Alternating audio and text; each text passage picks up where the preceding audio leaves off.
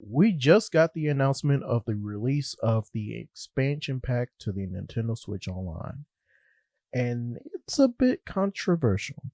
But let's talk about how it can be less controversial in the coming months.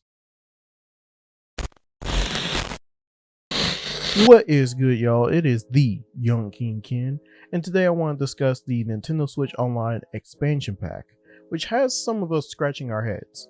To keep everyone up to speed, on Friday, October 15th, there was an Animal Crossing New Horizons Direct, which of course highlighted what's going on in the new DLC for the game. And fan reception was pretty much positive, pretty much from what I saw from chat, until they presented that it will be a part of the expansion pack for the Nintendo Switch Online. That's not the issue here. The issue is the cost. It will cost $50 annually and $80 annually if you get the family plan. To a good chunk of the player base, it's just too much money for what we're getting. The purpose of this video is to highlight what Nintendo could do in the future to make this expansion pack worth the $50, $80 for the family pack. Now, I also do videos similar to this where I talk about gaming and anime with even some let's plays here and there.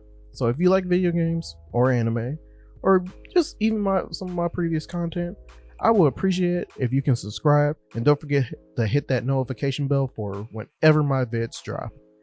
If we hit 100 subs by the end of the year, I'm gonna just go ahead, get a live stream going on the channel, playing games with y'all and hanging out. There will be timestamps in the description, so without further ado, let's get into this. So, before we can talk about what Nintendo could do to make the expansion pack worth it, I would like to share my thoughts. I, like the majority of the community, feel that the expansion pack is overpriced. The regular NSO, or Nintendo Switch Online, gave us the ability to play any of our Switch games online, the ability to chat using the NSO app, a library of NES and SNES games, and some exclusive games here and there like Tetris 99, and some special offers like the ability to purchase controllers like the N64 and Sega Genesis, in which you don't have to buy the expansion pack to buy these.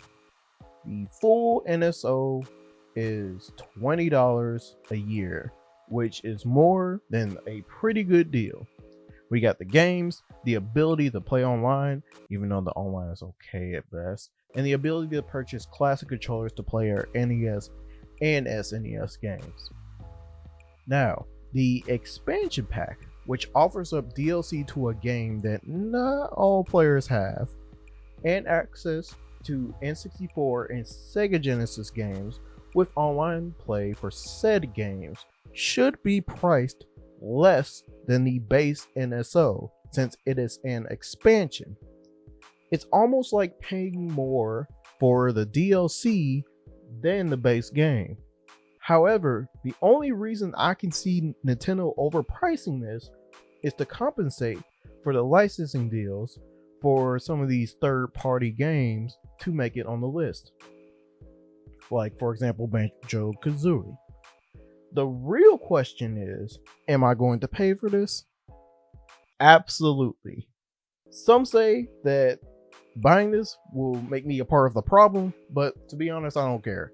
I've been waiting for N64 games to make it onto the Switch since 2017. And with the lineup of games and games to come soon, I honestly believe that it could be worth it. And let me tell you how Nintendo could do this. If the compensation for the licensing deals is the true intention, then that could open the door to a lot of third-party games. I'm looking at you, Rare. Banjo-Kazooie could be proof of that point.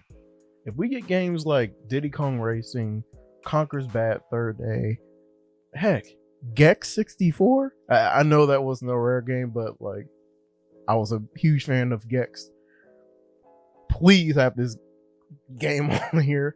And even GoldenEye 007. Oh, okay, maybe I'm going too far. Maybe not that game, because I mean, it'll be more than rare that Nintendo will have to deal with. But if that did happen, it could be a dream come true. while adding updates and different ways to play these games. The same could be mentioned for the Sega Genesis. If we get more than the games that were featured in the most recent Sega Genesis collection, the pricing could be worth it. Even with saying all this, Nintendo needs to update us on the games on a regular basis.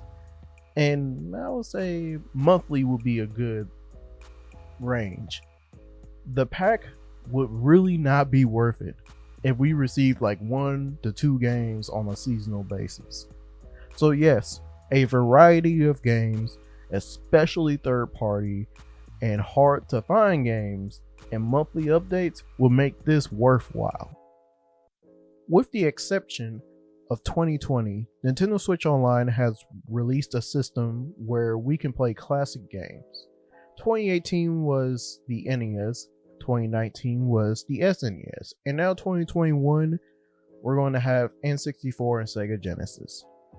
So if this trend continues, could we get a new console added to the expansion pack at no additional cost? Like if we had Game Boy Advance games, GameCube games, or even the opportunity to play Wii games on the Switch using the expansion pack, that will make that $50 worthwhile.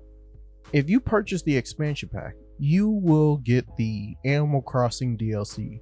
But what if we got more DLC for other games as a part of that pack? Like for example, for Smash Ultimate, if we got a Ultimate Mii costume pack featuring all paid Mii costumes in the expansion pack and no additional cost, or even a cross-save feature and a future update in Mario Party Superstars, in which if you own both the game and the expansion pack, which would hopefully at some point have the N64 Mario parties, you could play more mini games or even include retro skins of all the N64 Mario Party characters. I might be thinking wild here, but including downloadable content for the expansion pack can also be worth it.